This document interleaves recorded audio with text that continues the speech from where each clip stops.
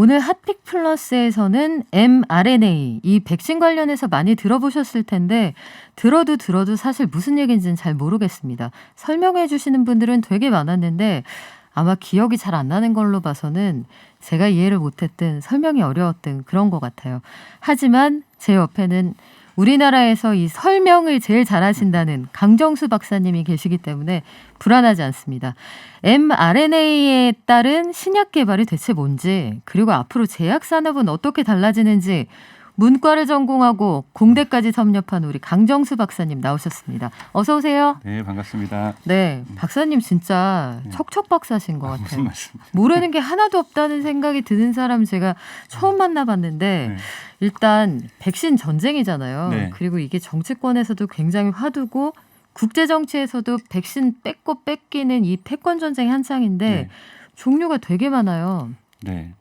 종류도 많고 말씀하셨던 것들도 전 세계적 관심사다 보니까 예를 들면 화이자 CEO인 에버트 볼라 같은 경우에는 하룻밤에 보통 평균 세계에서 4곳의 국가 정상들의 전화를 받는다 그렇게 얘기를 하고 있습니다. 아, 그래요? 그러다 보니까 네. 이것을 그만큼 절박하다는 것도 있고 그만큼 이걸 잘 이용해서 화이자라든지 특히 모더나 이 두 기업은 정말 2차 세계대전 때 한 번 있을까 말까 한 기술 혁신, 이런 전쟁이나 위기 속에서는 기술 혁신이 많이 이루어지지 않습니까? 그렇죠. 이러한 부분들의 수혜자이기도 합니다. 대단히 큰 기술적인 성과를 냈는데 그것이 바로 mRNA라는 거죠.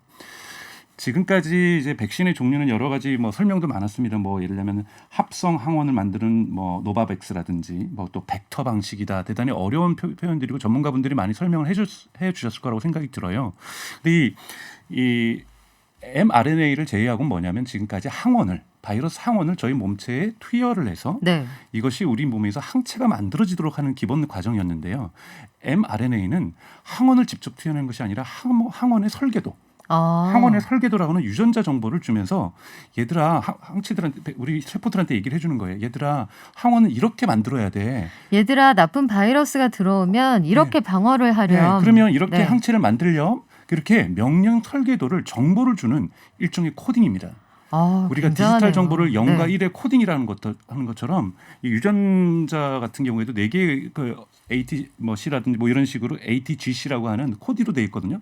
처음으로 우리가 아날로그에서 디지털로 갔던 것처럼 그때 0101로 세상이 바뀌었던 것처럼 네. 그래서 지금 이렇게 세계가 변했던 것처럼 이제 제약도 백신도 항원이라는 단백질에서 물리적인 단백질에서 처음으로 코드로 바뀌는 겁니다. 야, 이게 그 문과 출신 중에 코딩이 되는 거의 유일한 박사님이 강정수 박사님이신데 자, 이 항원도 코딩을 한다. 요거 참 새로운 말씀인데 백신 만들 때 제가 기억하는 건 사실 딱 하나예요. 계란이 되게 많이 필요하다고 하다더라.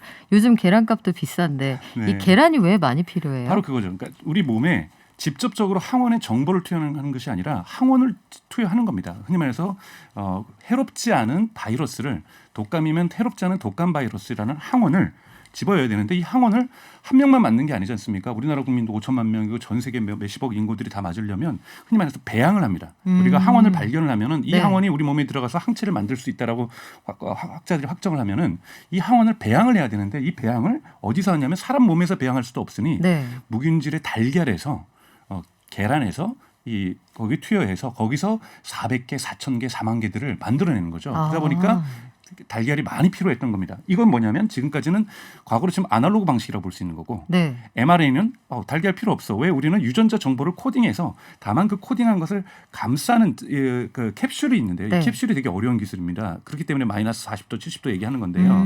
이 캡슐에다가 이 mRNA라는 유전자 정보를 메신저를 통해서 보내서 몸에서 투여하는 거죠. 그러다 네. 보니 생산 공정도 빠른 거고요. 그리고 코딩 생산하고 캡슐 만드는 이런 기술들 네. 여기에 집중되는 거죠. 이제 달걀은 필요 없어지는 거죠. 그러면 앞으로는 계란 건너뛰고 이 그렇죠. 코팅을 한다고 하는, 말하자면은 이 네. 백신의 포장지 만드는 게 네. 굉장히 큰 기술이 되겠는데 네. mRNA 그리고 DNA 요거 네. 좀 다른 거죠. 제가 네. DNA까지는 알거든요. 네. DNA가 이제 유전자 정보지 않습니까? 네. 우리 이 유전자 정보를 자기 핵 안에 단백질 핵 안에 유전자 정보가 있는데 이 핵 정보를 밖으로 전달하기 위해서는 일종의 복사본을 만듭니다. 복사본이 mRNA라는 거고 이 RNA한테 이 복사본을 전달해 주면서 이것이 어떠한 내용을 갖고 있어. 그래서 다른 세포들에게 이 RNA를 좀 받아줘. 라고 하는 것이 mRNA, 메신저. 즉 네. 이것을 전달체계거든요. RNA의 전달체계가 mRNA. 그래서 우리 몸에 있는 DNA를 하나의 카피본을 만든 그 카피본이 RNA고 이 카피본을 전달해 주는 것이 mRNA라고 볼 수 있는 거죠. 아, RNA가 손님이라고 치면 M이 택시네요. 그렇죠. 택시에 손님 실어서 보내준다. 이렇게 네네네. 이해하면 될 텐데 네네. mRNA 여기까지 이해했는데 여기에 맞게 약한 코로나19 바이러스를 요 체내에서 만들어준다. 네. 요 대량 생산이 이렇게 어렵진 않겠어요. 그래도 이제 워낙 물량이 많이 필요하니까 두 가지 방법이 있었죠. 지금 전 세계적으로 화이자 백신이 늦게 공급되는 데는 우선 지금 공장이 두 군데 있습니다. 미국에 하나 있고 하나는 벨기에 하나 있죠. 벨기에에 있는 공장을 잠시 멈추고 다시 공장 확장을 했습니다. 네. 생산량을 높이기 위해서. 그러다 보니까 화이자 백신의 어떠한 수급이 대단히 더뎌지게 됐고 그러다 보니까 이제 화이자가 또 머리도 썼죠. 아까 말했던 이러한 정치적인 상황이 있다 보니까 보통 하나의 도즈에는 보통 하나의 우리가 보통 보기에는 5인분의 그 5인용에 5사람이 맞을 분량이 들어가 있어요. 근데 혹시 조금 모자라다가 의사가 실수로 간호사가 실수로 양을 갖다가 한 명한테 조금 더 많이 뽑을 네. 수도 있고 하니까 조금의 여유분이 있거든요. 근데 이 여유분을 아주 정확하게 과학적으로 뽑아내면 6명까지는 봐줄 수가 있어요. 아주 화이자가- 그냥 한 방울까지 탈탈 털어줬으면. 화이자 네. 손든 거죠. 우리 거 받으려면 이거 6인분으로 6인용으로 쳐줘. 아, 거긴 특수 주사기가 필요해. 이것이 우리나라 군산에 생산했던 그 주사기거든요. 네. 이 주사기만 있으면 실수 없이 6인용 만들 수 있어. 자, 우리 거 이거 6인용으로 만들어주면 우리 공급해줄게. 자, 이러면 어떻게 되냐면 화이자는 갑자기 생산량이 25% 증가한 겁니다. 그냥 똑같이 생산량이 있어도 플러스 한 그 캡슐당 플러스 한 명이면 네. 그냥 앉은 25%죠. 자리에서 늘어나는 25%고 거네요. 25%의 네. 돈을 더 버는 거죠. 아하. 그리고 약속도 지켜주는 거고. 이게 봉이 김선달 느낌이 약간 없지 않습니다만 맞습니다. 네. 이 주사기를 만드는 기술도 되게 중요하겠네요. 그렇죠. 그럼. 앞으로의 이 mRNA가 신약 기술의 패러다임을 바꾼다고 하면은 이 위기 상황 속에서 이런 트릭만을 쓴 것이 아니라 이러려면은 화이자나 모더나 같은 경우에는 미국 국방 물자 생산법을 따랐거든요. 이게 뭐냐면 디펜스 액트라는 건데요.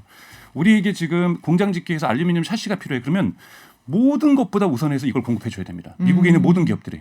우리 여기에 뭐 콘크리트가 필요해. 네.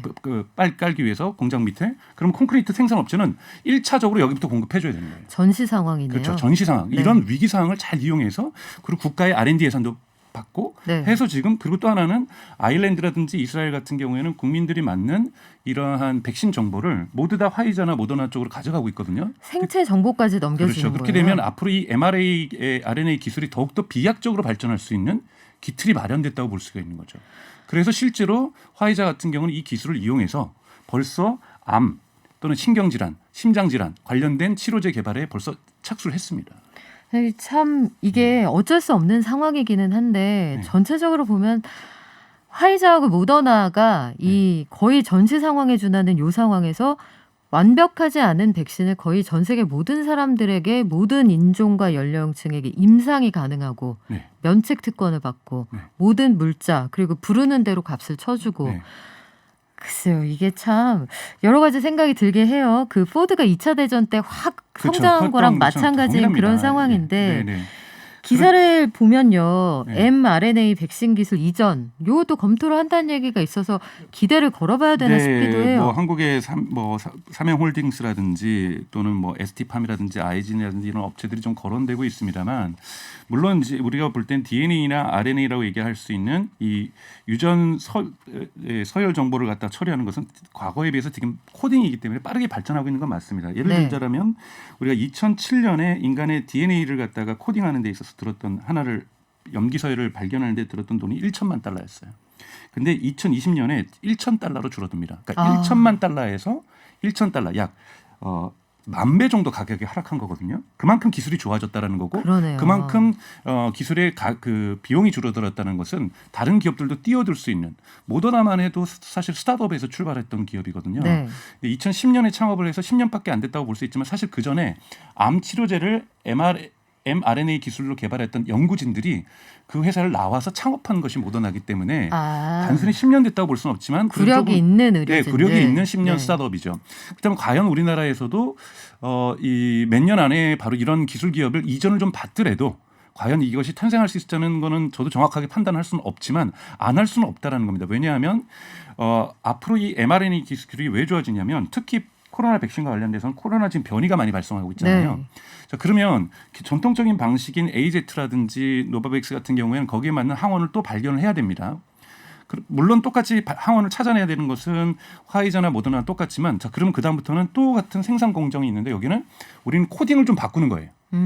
코딩을 바꿔가지고 흔히 말해서 우리가 iOS라든지 안드로이드 2.0, 3.0 또는 12 버전 12가 있는 것처럼 네. 버전을 업데이트해서 다시 생산하면은 그 공장에서 자체 정보 수정만 해서 어차피 정보를 전달하는 거니까요. 그렇죠. 대단히 생산 공정도 빠르고 쉽게 대응할 수 있고 일종의 그러니까 OS 업그레이드라는 거 비슷한 거가 되는 거죠. 그러면 여러 가지 변종 바이러스, 변이 바이러스에 대해서 변종이 아니고 변이가 정확한 네, 표현이죠. 네.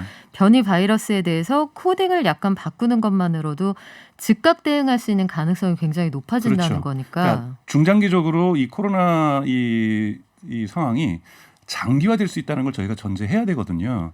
그리고 또 하나의 또 다른 변이가 발생할 수 있고 또 네. 2년 동안 잠잠했다고 또 다른 변이가 발생할 수도 있고요.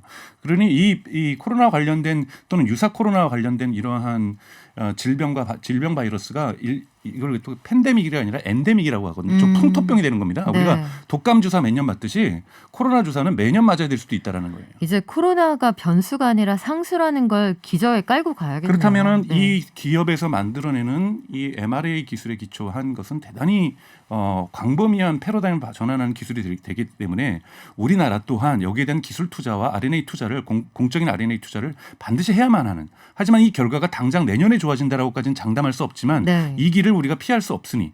자동차 만드는 것을 피할 수 없으니 우리나라가 만들었던 것처럼 로켓 기술이 필요한 걸 만들었던 것처럼 안 할 수는 없는 대단히 범용적 기술이 될 가능성이 높다라는 거죠. 그리고 이것이 단순하게 코로나 바이러스뿐만이 아니라 암 치료라든지 신경질환 치료라든지 심장질환 치료라든지 대단히 지금까지의 제약 패러다임을 완전히 바꿀 수가 있기 때문에 네. 우리나라도 관련된 공적인 R&D 투자뿐만이 아니라 사적 기업들에 대한 지원들도 반드시 필요하다고 볼 수 있습니다. 이게 제약 산업이 그렇습니다. 우리나라의 복제약 시장만 크고 그동안 제약 생산이 어려웠던 이유는 근본적으로 R&D 비용을 엄청나게 오랜 기간 사용을 하면서 개발을 해도 이게 3상까지 성공할 확률이 굉장히 낮기 때문인데 기업 입장에서는 여기에 왜 들어가야 하고 이 시장을 왜 키워야 하는지 유인을 좀 줄 필요는 있거든요. 네. 그런 안전판을 패자부활전이 가능한 그런 환경을 정부가 좀 만들어주면 백신 때문에 우리가 정상외교하고 이렇게 해야 되는 이런 수고로움을 좀 덜 수도 있을 텐데 사실 제일 좋은 거는 우리끼리 개발해서 우리가 당당하게 우리 거 만드는 거잖아요. 그리고 기술 이전도 하고 수출까지 할 수 있으면 좋겠죠. 네. 근데 이거는 아직 좀 먼 얘기인가요? 네, 먼 얘기라고 볼 수도 있고 저도 한국 기업들의 지금 연구 수준들이 정확하게 어디까지 왔는지를 확정할 수 없습니다만 대단히 빠른 시기에 한국 기업들도 성장할 수 있는 기회는 돼 있습니다. 왜냐하면 아까 말씀하셨던 것처럼 위기가 기회를 만들어낸다는 네. 것은 역사적으로 입증되어 왔거든요. 남북 전쟁 때부터 시작해서 1차 세계대전, 2차 세계대전 그리고 심지어는 2008년 금융위기 때도 흔히 말하는 클라우드라는 것이 본격화됐던 것들도 그렇죠. 2008년 9년 경제 위기를 맞으면서 기업들이 예산 절감 차원에서 클라우드라는 서비스를 본격적으로 시작했고 이것들이 범용화됐고요. 이번에 한국에는 많이 보도가 안 됐죠. 짚라인이라는 드론 기계를 만든 곳이 있습니다. 과거에는 드론으로 우리가 지금 우리 배달한다라는 것 네. 많이 보통 우리가 보도가 되고 있습니다만 아직까지 상용화된 기술이라고 볼 수는 없거든요. 그렇죠. 그냥 R&D 기술 차원에서 로봇이 막 배달하고 드론이 날아가서 물건 배달하고 생각해 보세요. 서울에서 뭐 생수 날르는데 드론이 날아다니고 이거는 아이고. 아직까지 상상할 수가 없는 건데 복잡해요. 그렇죠. 네. 미국에서 법을 바꿔줬습니다. 병원에다가 응급한 물건을 나를 때는 드론을 쓰게 요번에 해준 거죠. 그러니까 그것도 근데 법이 있어서 원래 실험용으로만 됐던 건데 네. 상용적으로 이용하게 해줘서 요번에 짚라인이라는 것이 미국 전역 병원에다가 응급 약품들을 전달하는 것을 드론으로 실제로 했어요.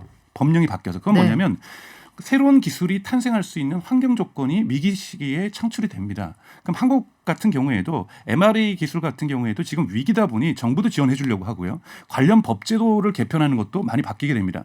당장 식약청에서도 사실은 이것도 앞으로 이슈인데요.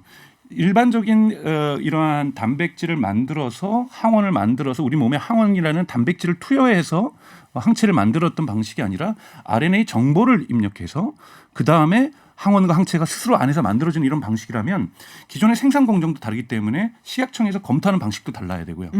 식약청에서 mRNA를 뜯어볼 줄 알아야 될까? 유전자 코딩인데 이 그렇죠. 코딩을 검토할 수 있는 사람들도 있어야 되고요. 근데 과거라면 이것이 5년, 10년 우리 지금 예산 없으니까 내년에 하고 예산 생겨도 아주 찔끔이니까 네. 이 관련 1년 취역하려면 3년 걸리니까 천천히 하자 할 텐데 이건 온 나라가 여기 집중하고 있기 때문에 이건 사활적 이해관계가 달린 그렇죠. 문제니까요. 이러다 보면 네. 관련 주변 환경들도 신약 개발에 있어서 되게 유리한 환경이 형성되게 돼 있죠. 그때 발휘될 수 있는 걸 우리말로 융통성이라고 합니다. 그렇죠. 네. 예산과 사람을 집중할 수 있는 그런 환경이 조성돼 있으면 우리가 여기에서 좀 치고 나갈 수 있는 기회를 만들 수도 있다는 생각이 드는데 이 어쨌든 코로나19라는 게 참 역설적으로 수많은 구습으로부터 벗어나면서 굉장히 많은 혁신을 빠르게 가능하게 한 그 단초가 되기도 했거든요. 여전히 우리 둘 다 지금 마스크를 쓰고 네. 방송을 하고 그래서 마스크를 통해 나가는 음성이 답답하게 느껴지시겠지만 어찌되었든 의료나 아니면 환경, 기술에서는 굉장히 발전할 수 있는 계기가 되기도 했네요. 네, 발전하기도 했지만 여기에 대한 사회적 통제를 어떻게 할 것인가에 대한 과제도 던져주고 있습니다. 가장 것은 화이자가 만들었던 백신의 가격이 지금 이제 속속스럽게 조금씩 드러나는 거잖아요. 네. 원래는 화이자는 계약을 할 때 가격은 절대 발설하지 않는다라는 조건을 달거든요. 어허. 근데 이제 뭐 네. 정치인들이 슬슬 이제 자기가 선거에 당선되기 위해서든 이렇게 하면서 슬슬 가격 정보를 흘립니다. 그리고 이제 예를 들면 아랍이라든지 사우디 같은 경우에는 우리는 고액 주고 샀어라는 걸 노골적으로 얘기를 하고요. 그러면서 사실은 이렇게 공익성이 강한 것에 대한 가격 통제를 어떻게 할 것인가. 그리고 적절하게 국가적인 R&D 지원이 있었는데 이것은 가격에 어떻게 반영시킬 것인가. 네. 부터 시작해서 정말 앞으로 이런 mRNA 기술이 범용적인 기술, 흔히 말하는 유니버설 퍼포스라고 그 일반적인 우리가 없어서는 안 될 범용적인 기술이라고 한다면 그것은 공익성도 되게 강화되는 거거든요. 그렇다면 이런 가격 결정을 어떻게 할 것인지, 그리고 mRNA 기술을 가지고 있는 제약회사 중심으로 질서가 재편된다면 전통적인 제약회사들이 몰락할 가능성이 존재합니다. 이 네. 기술을 갖고 있지 못한. 그러면 이 저기에 산업에 종사하는 사람들부터 시작해가지고 예를 들면 달걀 공급하면서 달걀에서 배양하던 사람들도 사라질 수 있는 거거든요. 네. 중장기적으로 볼 때는. 그러니까 이러한 제약 산업의 근본적인 구조조정 또한 가능할 수 있는 시나리오이기 때문에 이 부분을 우리가 어떻게 미래를 준비할 것인가, 이런 사회적 충격을 어떻게 완화할 것인가도 사실 고민해 봐야 될 부분이고요. 궁극에 가서 모더나와 화이자만 이 기술을 갖고 있기 위해서는 저는 안 된다고 보고 있거든요. 그렇죠. 그러니까 이것이 각국에도 유사한 기술력을 갖고 있어서 이것이 과점되고 독점되지 않는 현상으로 되지 않도록 어떻게 막을 것인가. 그리고 이것이 아까 말씀드렸던 것처럼 암 치료라든지 심장이라든지 신경질환, 사실 인류가 갖고 있는 사실 불치병들을 해결에 있어서 결정적인 열쇠가 되는 겁니다. 이 결정적인 열쇠를 몇 명이 갖고 있다는 것이 아니라 어떻게 국가마다 이 기술적인 부분을 확산시킬 것인가. 이 부분도 되게 중요한 이슈가 되겠죠. 그래요. 지금 말씀하신 것처럼 이스라엘 인구가 대략 한 900만 명 정도 됩니다. 지금 서울시보다 인구가 적은데 전 국민이 거의 다 맞고 지금 거의 야외에서는 마스크 벗고 생활을 하잖아요. 근데 그들이 가지고 있는 중동의 지정학적인 전략적 가치뿐만 아니라 유대인이 동원할 수 있는 자금, 국제정치에서 정치력 여기에 더해서 화이자에게 얼마나 많은 대가를 주고 그걸 가져왔을지 이런 것들을 생각을 해보면 우리가 정말 큰 그림 그려야 할 시점이 아닌가 이런 생각이 듭니다. 이 mRNA 제약산업의 패러다임 바뀌고 있다는 것까지 지적을 해주셨는데 전기차 산업이 흥하면서 기존의 자동차 부품 회사에 일하시는 분들이 어려워지는 이런 상황이 제약회사에서도 그대로 재현될 수가 있겠네요. 네, 그렇죠. 근데 과도기적이라고 볼 수 있습니다. 그래서 노바백스를 우리가 위탁 생산하는 이런 것도 중요하죠. 왜냐하면 이런 부분에서의 노하우도 우리가 가질 필요가 있거든요. 구축할 필요가 있고 그리고 당장 RNA에 기초한 모든 백신을 모든 사람이 맞을 수는 없는 거거든요. 네. 일단 AZ도 맞아야 되는 거고 노바백스도 필요합니다. 그렇기 때문에 이런 과도기적 기술에 대한 투자 또한 사실은 피할 수가 없기 때문에 이 부분도 해야 되는데 큰 10년, 20년을 내다본 패러다임의 변화에 맞춰서 어떻게 강력해지는 이 치료 방법에 대해서 신약 개발 방법에 대해서 우리나라도 여기에 대한 노하우를 가질 것이고 그걸 통해서 이 의학이라고 하는 의료라고 하는 공공성들을 어떻게 확보할 것인가는 대단히 중요한 문제라고 볼 수 있는 거죠. 네, 이거는 일개 기업 단위에서 할 수 있는 문제는 아닌 것 같습니다. 정책적으로 접근을 해서 우리가 설사 걷어들이지 못하는 비용이 있다고 해도 충분히 투자 가치가 있는 분야라는 생각이 드는데 역시 강정수 박사님, 감사합니다. 제가 오늘 한 절반 이해한 것 같아요. 최신 경제 트렌드 가운데서 딱 하나만 콕 집어서 아주 끝까지 파보는 핫픽 플러스 강정수 박사님 오늘 고맙습니다. 고맙습니다.